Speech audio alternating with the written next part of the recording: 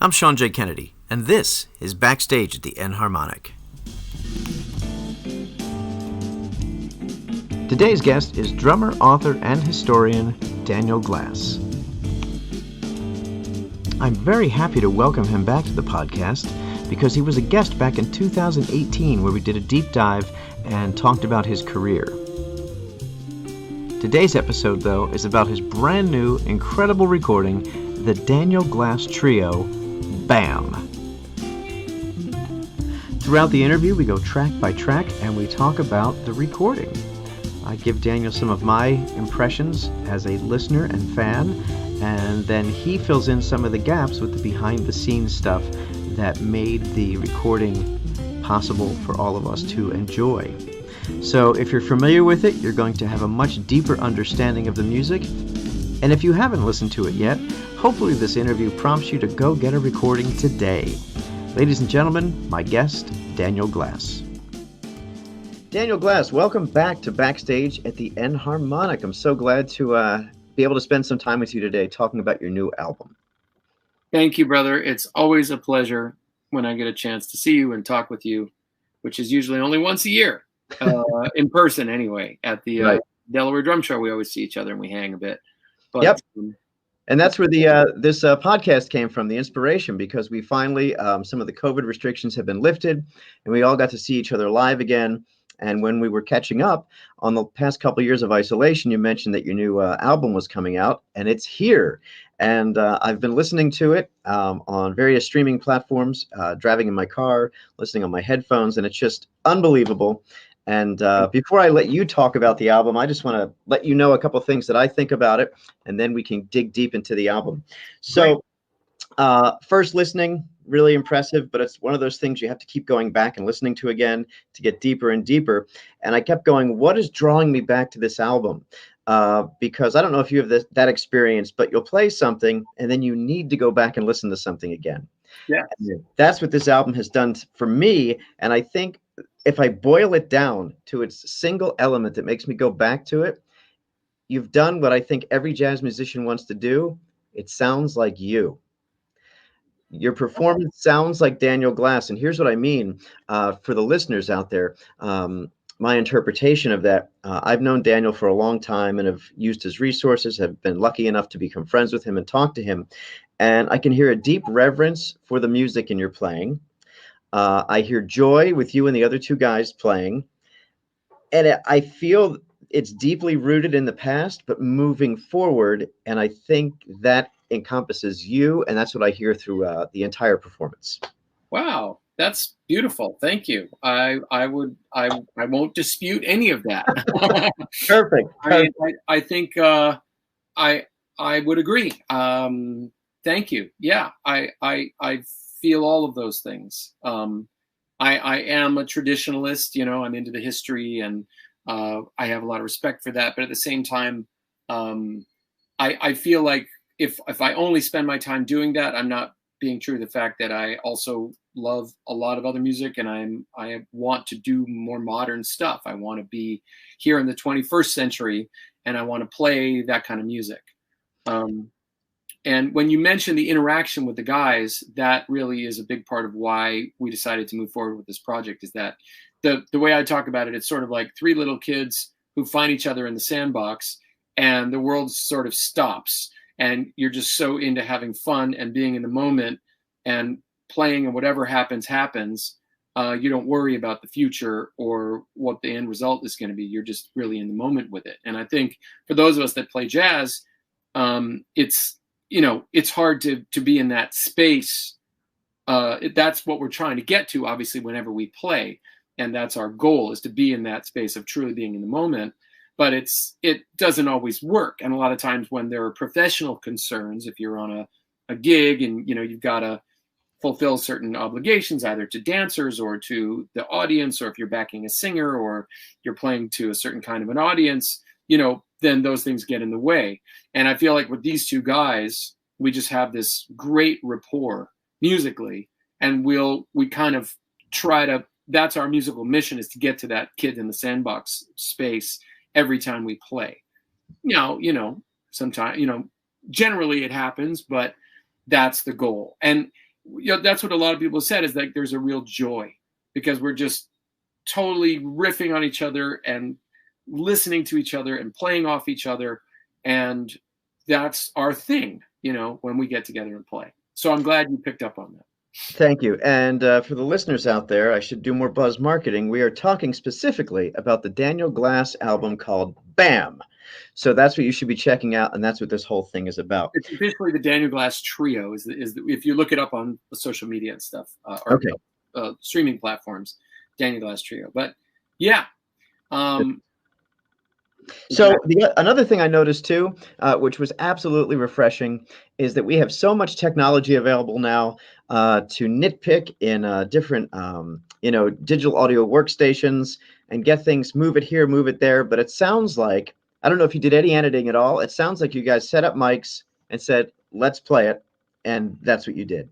So it sounded absolutely organic when I listened to it, everything. I mean, we did edit between takes on a couple of the tracks, but that was about it. That was really the only editing. Nothing was replaced. Nothing was changed. Nothing was moved. We just found the takes that were happening, or, cut between a couple of takes. Oh yeah, here, the bridge, and go use this other take. Yeah, I mean, it's really like a walk on the tightrope, go for it experience, and hope that you get out on the other side, Perfect. And also, like, what I love, very challenging, right? I mean, to completely be improvising, not knowing where you're going, and hope to pull it off and come out at the end of the tune. That's what the challenge is, and that's what and I mean, we can help each other. If we're listening and something starts to go in some direction, we can pull each other back, and so that happens as well. Okay, It sounds like so I'm gonna ground it here, and hopefully then it'll pull it back, So, but I feel like it's that way with friendships. You're there for each other. Everybody's talking, but also everybody has the ability to be empathic and listen. And again, that sometimes when you're playing jazz isn't the case, right? Especially for us as drummers. A lot of times people look at us as, well, you're here to support me. What you do is accompany, and I'm the star, and okay, ideally it wouldn't be that way. To me, the best experiences is where everybody's on equal footing in the conversation, and there is truly a conversation. And it doesn't matter what instrument you're on, you're seen as being valid, and your opinion is taken into consideration. Everyone's listening, everyone's conversing, and again, exactly the joy of live music. That's why it's exciting to see live music, because this sounds like live music. Because I always tell my students, would you go to a baseball game if you knew what the score was going to be at the end? No, it's the excitement of getting to the end, going on that journey. And speaking of a journey, your track listing, I have notes here I've written down about every track. It's definitely a journey going through this thing. So I'm going to name the tune. I'll give you some of my observations, and then maybe you can tell the listener a little bit more about the tune from your end. Amazing. Okay. So Bolivia, this track, first track on my streaming platform. So hopefully it's the actual first track. So Bolivia, I love the count off in the beginning.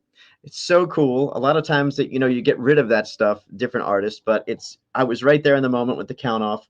And, I just thought it was a great opening track. Now, did you use a click on that, or was it just feel? No, there's no click on any of this. Fantastic. The count off left in was a total mistake. When we mastered it, he never removed the count off. And so, being that it was the first track on the album, I was like, let's leave the count off in. He's like, let's count off this album, So yeah, I'm glad that you caught that. And what I love about that is that it's rooted in that bass line. It's kind of funky, it's more of a groove. And you always go back to that vamp after every solo section. You go back to that vamp. And so we've always played Bolivia. I should say that just very quickly, this group came together because they were the house band that I put together for my jazz intensives. I did for 4 years here in New York a jazz intensive where people came and studied, and they would play with a New York trio, and these guys would help educate as well as perform. And so through that, I then started hiring them for little corporate-y things I would get or small gigs. We never really gigged out as a group. But during the pandemic, it was sort of like we'd want to turn this into a project, but we're all so busy as freelancers and doing our own thing that there was never the right time. So the pandemic was kind of the time I said, okay, I'm going to helm it. I'm going to put it under my name and pay for it and take the reins. And we made this record, and I didn't even really know what I was going to do with it. It wasn't until December of last year that I connected with this small label called Club 44 out of Nashville, who have been recording a lot of the New York cabaret artists that I work with. So I did about 3 or 4 albums for them with other artists, got to know them. And my question to them was, I have a fully completed album, but I'm just wondering if you know of any labels that might be into putting it out, because I thought their label just dealt with cabaret singers. And they were like, well, actually, our mission is to also put out instrumental jazz. So do you want to put your record on our label? And that began this nice relationship. And by then, we had a 4-month window because we had the release event coming up at Birdland, and they had a lot of stuff to do. We have good distribution, digital distribution through Virgin, and there's a lot of it take to release a record in this day and age to do it properly, which most of us as artists who just put something out, we're not aware of, and that's why I went with these guys. They had a game plan, which most labels don't. So in any case, all of that kind of came to pass, and so Bolivia, though, I've been playing with these guys since the very beginning. And it's one of our go-to tunes. We just have so much fun with it. And every time we go back to that vamp, we try to mess with the vamp and see how far we can take it out. And we do it, with the drum trades and everything else. So it's essentially a fairly simple song. It just has 2 parts, that go back and forth. One part being a repetitive vamp. And it's one of those tunes that's easy for us to get into the sandbox. We could do it without thinking too much about it. So. Well, great opener, man. I love it. All right, let's get to the next tune. It Could Happen to You. You had me at brushes on this one. I'm like, yes, I love brushes. And I think you did snare off when you played brushes? Probably. Okay. There tell was us about that track. A number of years, probably 10 years, where I never played ever with the snares on when I played brushes. I always played with the snares off because I love all the kind of woody overtones and things you can get without any rattle of the snares. Maybe the last 8 years, I've now experimented more with leaving the snares on when I play brushes and maybe going back and forth. But what's fun about that is actually an arrangement done by a friend of mine who I used to play with a lot in LA, a guy named Eldad Tarmu. And he designed that arrangement specifically to feature the drums. It's one of the few kind of standards on the record. And so I figured it just would be a nice palette cleanser after the opener. Yep. To go to like a brush tune and a more traditional kind of a jazz standard. But it definitely lets me show off on the brushes. Yeah, love that, man. Always love the brushes. Yes. The next tune, talking about bringing it down, now we kind of changed feel a little bit and the vibe with And Lost. Very subdued type of thing. Tell us about that tune. It's an original from the guitar player his name is Sean Harkness. He is one of my favorite guitar players in New York, long before I ever put a group together with him. He's one of these guys that isn't that well known outside of, he's a working musician and he does a lot of gigs as a sideman, but he is such a phenomenal player and composer. So I want to include the other guys, their originals, and do arrangements with them. So it really is a group vibe. It's not just me, even though my name is on it.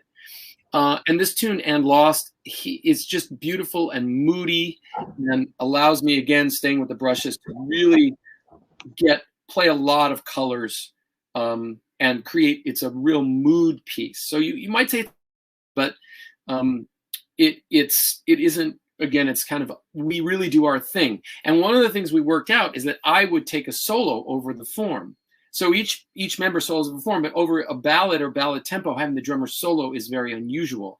And one of the things that we've kind of worked on is that sometimes a solo isn't necessarily just a solo. So they're trying to interact with my solo while I'm soloing. So we're still it isn't just, drums by themselves. It's always what's happening here and how can we interact with that. And I'll point that out in a few of the other tunes.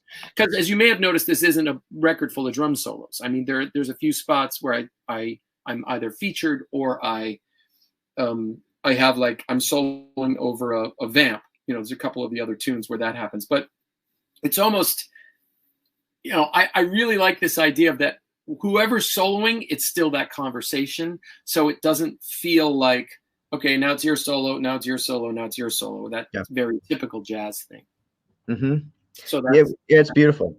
And to dovetail on that, speaking of guitar, we get to the tune that caught my eye when I first saw the track listing, "Smoke on the Water." I'm like, what? Jazz trio, Smoke on the Water. And so guitar-wise, the guitar gets fuzzier. It gets a little more aggressive. It's more John Scofield to me. Yeah. It's like this journey. It's like the entire album, if you listen in order, I think it evolves. It goes through, maybe not evolve because it's not improving. It's just changing. It's continually changing. And if my notation skills are correct, I think you're waltzing this, and it's like Hemiola Heaven at times. So tell us about anything you want about Smoke on the Water. Well, okay. So a couple of points to be made. Number one, we all grew up as rockers, right? And most of the people of my generation did not start out playing jazz. Some did, and some have grown up in jazz families but I grew up playing rock, never even thought about jazz, wasn't interested in jazz. It took me a number of years to come to jazz and to fall in love with jazz and to then really try to figure that out on its own terms. But at the same time, none of us in the group have lost our affinity for rock. And on a personal note, Deep Purple was my first favorite band when I really got into music when I was 9. Ian Pace is my first favorite drummer. And I set up left-handed because I looked at him and it said, oh, he must be left-handed. I'm left-handed, so I'm going to set up the way he does. So I'm inspired.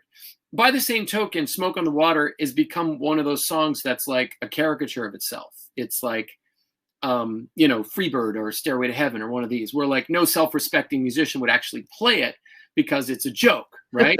It's like, more cowbell or whatever. It's just become this stupid musical joke that's not even funny. So what was interesting was we were doing a little corporate event and the guitar player came in and he just started playing Smoke on the Water. And we started jamming on it and doing our thing with it. And we're like, wow, that was fun. But I love playing in 3. 3 is maybe my favorite time signature. And there's a particular Pat Metheny tune called Question and Answer that is, there's a spectacular 14-minute version of it on this Pat Metheny trio record that he did maybe 15 years ago with Bill Stewart and Larry Grenadier. It's a great trio.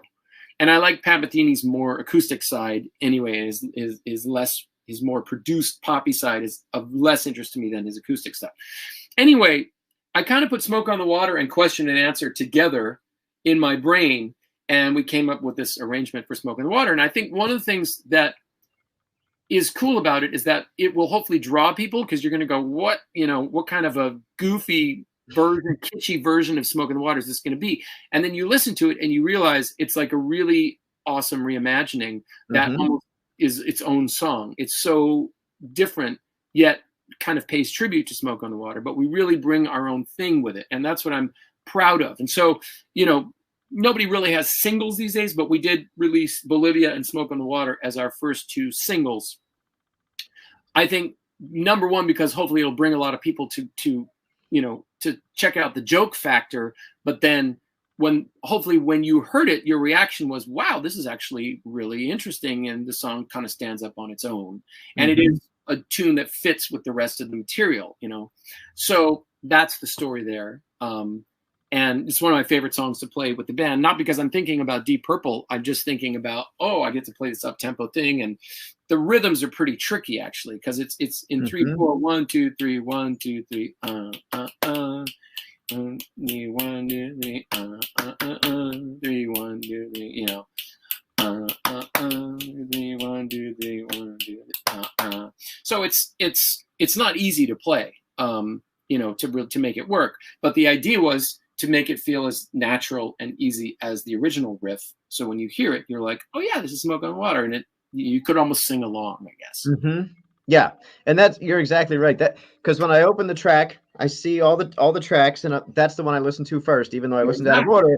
I'm like, what the heck are they going to do with this? And I'm like, oh, that's interesting. Like it was like one of those. It was like, aha, that's different. It's very cool. And I just thought of something when you were talking about Deep Purple.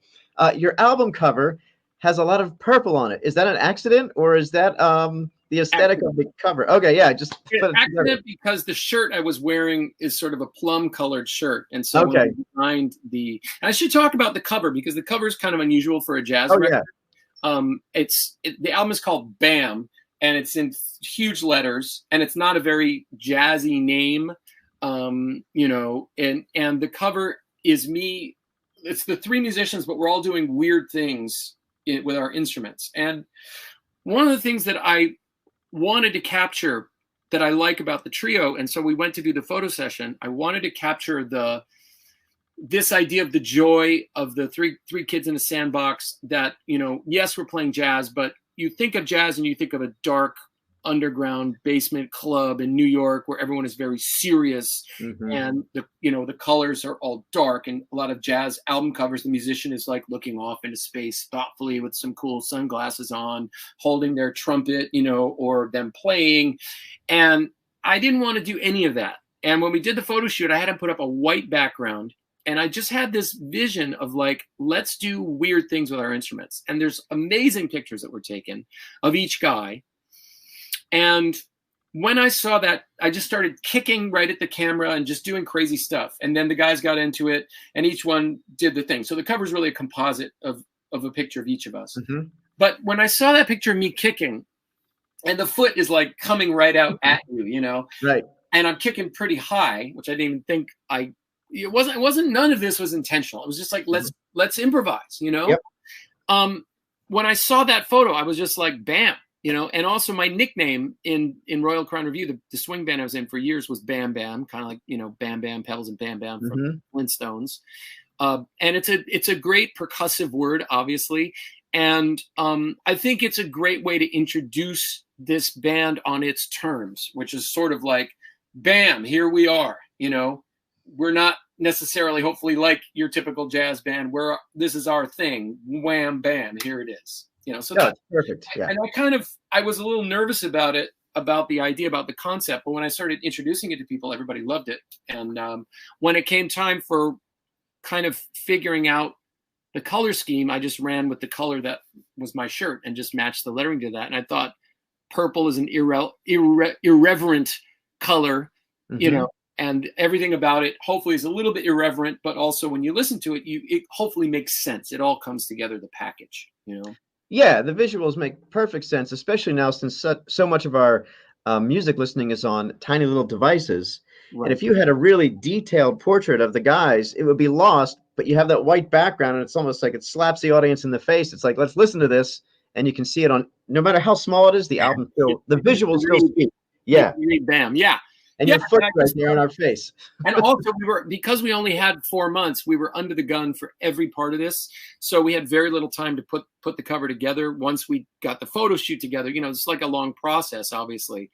So I'm just thrilled with how it came out, the cover. I'm stoked. You know, I feel like it's something that's a great reflection of what we're about and what we're trying to portray musically. Yep. All right. Now, perhaps the most aggressive sounding tune and maybe playing wise, Ladybug, for me anyway. Pardon me. We get into some odd meter here, little 7/4 vibes, and it's just an aggressive sound. Tell us about Ladybug. Well, you know, partially when we were trying to figure out repertoire to record, I sort of said to the guys, "What do you got? What songs do you have?" I brought some of my songs, and we were trying to figure out what kind of quote unquote covers to do. I knew that I really didn't want to make this just a bunch of standards. I mean, there's so much of that. And sometimes an album can feel thrown together where, you know, you just sort of have a little of this and a little of that. And this sounds nice. This would be nice. I wanted really to have this group vibe. So, but this tune is definitely, is this one of these things is not like the others because it's a funk. It's a straight up kind of almost like maybe a little like Herbie Hancock, Headhunters or something like that, like kind of a jazz fusion almost. It's in 7. It has a funky straight ahead groove, but I liked it, and I thought, I actually used different drums on this song. I used rock size drums, so it's heavy. It has a heaviness to it. But at the same time, the guitar player did fantastic things with it. And, it's really a nice guitar feature. I mean, what's so great about Sean, the guitarist, is that he has so many different bags he can go in, and he could just pick up something and really run with it. And that's, exciting. So he has a heavier side and some Smoke on the Water, and this tune, I think he brought that, and then he has a jazzy side and he has a light side. So he's very multidimensional, and I think all of us are, really. I mean, we can we've spent years and years as sidemen working, especially, I mean, in cabaret, you have to be able to play so quietly, and with such finesse and with so much detail. And that's what I do every Monday at Birdland. You got to come up on a Monday to check out. Yeah, I went to this summer maybe.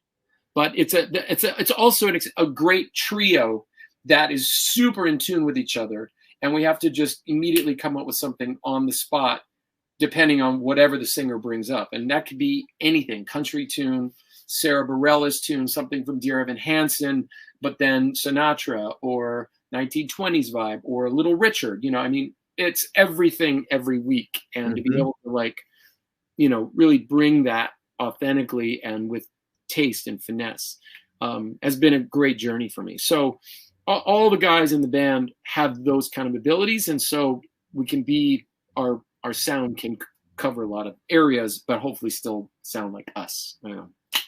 So speaking of Broadway, I always, when I think of a Broadway show, I think of the production. Like, why did they put that song there and this song here and this song there? Kind of the storyboard of a Broadway show. Yeah. And it goes right back to your album. You have Ladybug in 7, rock size drums. We're really aggressive. We're in an odd meter. And then we go to The World Still Turns Around. And right. We totally changed the vibe. So tell us all about that tune. Well, again, there's a story with this song. I wrote this song. This is almost more of a pop tune. I think of it sort of as like a singer-songwriter song, but more like along the lines of an Elvis Costello, where it's a fairly complex kind of a song. It's got extensions on the chords, 7ths and 9ths and 11ths, and it's not but at its essence, in its form, it is a pop tune. It has a chorus and verse and chorus kind of a form. I wrote this song, originally was supposed to be for Royal Crown Revue, and then that didn't happen. And a friend of mine in LA is one of the top orchestrators and conductors for movie scores. His name is Tim Davies, and he, as his side passion, he had a big band of all the guys that did the sessions with him. And what he would do is he had a standing gig at a restaurant for the whole big band, and each time he would have a guest, and he would take 3 or 4 of that guest's original material and orchestrate it for big band, do a big band chart for it. And so, as a way to get his orchestrating and composing and arranging chops together, and it was an amazing thing that he would do, because who the hell has a standing big band? But because he was working in that world, these guys all wanted to play with him because they were working together, and he would hire them for sessions and all that. Anyway, I was the guest once, and he was a drummer also, by the way. So we did some 2 drumming stuff and some goofy stuff like that. But he took this song and made a big band arrangement for it. And I thought, okay, I have a dear friend named Nicole Zaritis here in New York, who actually was nominated for a Grammy a few years ago. She's a monster singer, and I thought she was going to sing this song, and I was going to do the big band arrangement. But when I got with the label, they were like, well, first of all, this is your name on the record. So why would you have somebody else on there? As your first record, you should just, if it's a trio, make it a trio record, so no big band. And if you're going to do this, you should sing it. And I've sung my whole career. I've sung mostly backgrounds, and I have a good ear, but I'm no lead singer. And I thought about this. We ended up, this track was cut more recently because I'd gone through all these iterations, And we decided finally, okay, we're going to do it as a trio. So then we had to really think about the arrangement. I thought Sean did some really brilliant. I mean, I wanted him to kind of sound like Bill Frisell, kind of country but jazz at the same time. So it's a moody kind of a track. And I sang it. I've been studying voice since about January of this year, and with the express idea of getting it together so I could sing it live and I could sing it in the studio. And it's been a real journey because I didn't know this, but apparently it's a hard song to sing. Like it has a pretty broad range. I didn't know any better. So anyway, yeah. And I thought, okay, I asked the guys, does this fit with everything else we're doing? And it does, because the trio is backing me up. There are some guitar overdubs here, several tracks of guitar. And it's a very slow shuffle, very challenging to play. But I think it kind of turned out well. And I think again, in this world of digital distribution, you can have a Smoke on the Water that can really connect with one kind of an audience, listening audience. You can have a World Still Turns Around connecting with more of a pop singer-songwriter audience. You can have a Bolivia connecting more with a jazz audience, straight ahead jazz audience. And you can develop and build your following and fan base that way as well. Like there kind of are no rules. So, and this is what I'm hoping, of course, but the eclecticism of what we're doing can work to our benefit, whereas sometimes I think it can be nobody knows what category to put you in. So that's something we'll see what happens. But part of my vision is that if I'm singing, I might be able to attract a broader audience. And so hopefully I will continue to sing, and we'll have I have another vocal tune I'm working on right now that I actually want to co-write with the guys. I'd like to do more co-writing. But yeah, I agree with that, with the reaching a broader fan base, because now that you can set up your own playlists digitally and stuff, like who knows, like two of these tracks could be in some, like if there's a guitar freak out there, two of the tracks could be in that person's guitar thing. If there's a vocalist more Broadway oriented, maybe that track's in their playlist, and it can live in numerous places simultaneously, which is incredible. Exactly right. So I've always felt like my eclectic nature is both my strength and my downfall, in both in terms of being a drummer and in terms of, just being a creative person. But that's who I am. And you're the same. I mean, love a really, really broad variety of stuff. And so, deal with me on my terms. And if I'm not known as this guy or that guy specifically, okay, I'm things to lots of people. Right. And I think you and I have a similar thing in that different people, different contractors, different musicians think of us as a different sort of thing. Like one guy thinks of you as a jazz drummer, the other guy thinks of you as a rock drummer, like whatever, or percussionist.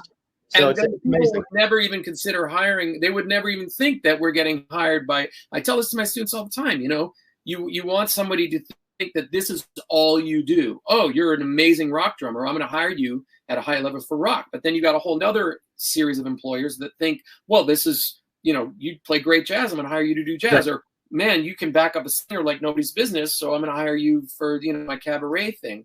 So I think that's how it's kind of got to be if you're going to make a living as a freelancer, which, I'm certainly not making a living from this trio for a while, if ever. So, I've spent 30 years developing my career as a freelancer. And the people that know me as a drum historian probably don't even realize I play modern. They just exactly. I do the historical styles, or that I'm a commission and a lecture. Okay, great. Like, I'll take it. Yep. So the next tune on our Voyage Through Your album, The Crippled Waltz. I just have notes down here. I'm getting, it's Brubeckian a little bit, maybe some 5/4 vibes. Yeah, that's when I listened to it, I was getting an ode to Dave and Joe Morello. So why don't you tell us about it? I could see that. I totally could see that. So this song, The Crippled Waltz, was written by my friend Eldad, the guy that I had the record with, that I had a band with back when I lived in LA. Who he did the arrangement of It Could Happen to You. I always love this song because I love the vamp. It also kind of has this vamp that it always returns to, which might, the in 5, 1, 2, 3, 4, 5, boom, boom, ba-dum, bum, bum, bum, ba-dum, bum, bum, bum, ba-dum, bum, bum, bum, ba-dum, bum, bum. Not doing it justice singing it, but I love vamps in tunes. I love coming back to the vamp. It's, to me, it brings the listener back home, it grounds them, it gives them something to lock onto. And the next tune, which is the last song in the record, which is an original of mine, which is On the Verge, has a similar vamp. And anyway, so this song, I love time signature. So we have a waltz, we have something in 5, we have something in 7 on this record.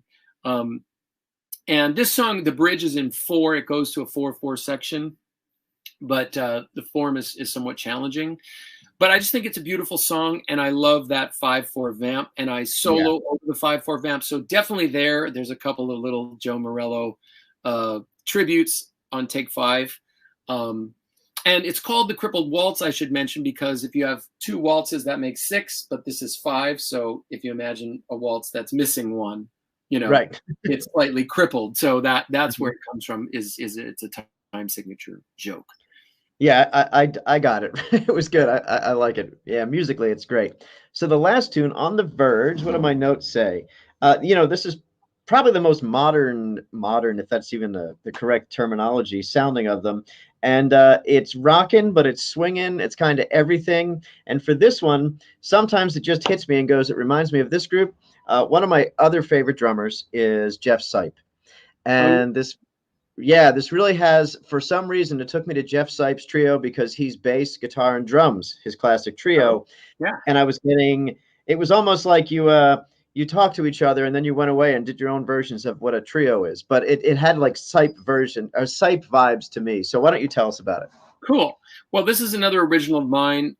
Actually, Eldad and I co-wrote it back in the day. It's an incredibly hard song to play. The vamp is in 3. And my inspiration, actually, when I wrote it, was that I'm a huge fan of Weather Report in general, but particularly the song Havona that I always loved. And for some reason, the vamp in 3, 1, 2, 3.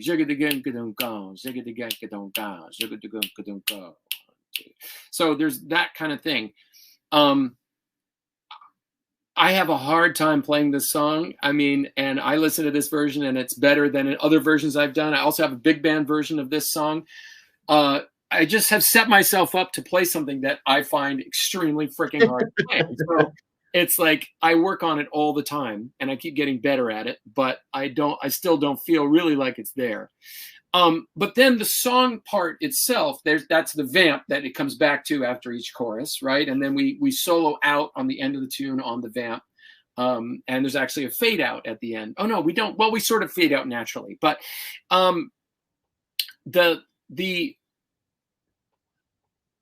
when I wrote the melody for this, I felt what is very modern about it is that the melody jumps around between time signatures very freely. And I decided when I wrote this, I was just feeling melody notes and notes that were stressed and hits and things like that.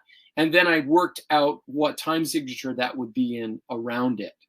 So sometimes that's how you write a song or an instrumental song, is that you hear a melody in your head and you hear the way the melody goes and it's not conforming to any particular time signature, So I think that's fun. I think that might be the modern part that you're picking up on, is that it's hard to just kind of tap your foot along to it, and you're sort of constantly being thrown off, especially when you go to the solos. And the guitar player initially really didn't like this song very much. He's like, this sounds like math to me, and maybe it was a little bit like math because you have to count it until you know it well enough that you can feel it, right? So, we've all had those experiences. I'm sure you've Frank Zappa music or Weather Report, just a lot of modern jazz today is very much like that, where it's like you can't, unless you look at a chart, it's hard to know what's happening, So that's the story with that. And I love that we go out. What's nice again is that the main melody is very obtuse and moving between the time signatures, but then you go back to that, which is very grounded and very poppy almost, and very easy for people to hear. So that's kind of what I think makes the song work, is that it keeps coming back to something that, oh, okay, we're back here again. Now let's go out. Now let's come back. Maybe that's the Jeff Sipe part that you're talking about. Mm-hmm. And at the end of the album, or the end of the song, we just solo out on that, and then we just naturally fade on it. And I thought, similarly to the count off at the beginning, well, this would be nice to kind of just go out at the end of the album, you know. Yep. Yeah. It's beautiful. The whole album. I just love the album, and it's on my it's one of my playlists now, so I can have it frequently just playing when I'm in the car and stuff. And so tell us the name of the album again for the listeners. Where can they get it? Where can they find out about you? Great. Okay, so the album it's my name, the Daniel Glass Trio. The album is called BAM! BAM! exclamation point. And just in case, you know, BAM wasn't dammy enough. So it's very simple to remember. It's one syllable. If people go to my website, danielglass.com, there's a link. They can link to the page. There's a special page for the record that has links to where you can listen on any streaming platform. So it's on Spotify, Pandora, Apple Music, Google or Amazon Music, Deezer, platforms I don't even know what they are, but somebody knows about what they are. It's on every streaming platform, and you just put into Daniel Glass Trio. One thing I will say is that we had this wonderful CD release concert at Birdland, where I've been the house drummer every Monday for 12 years.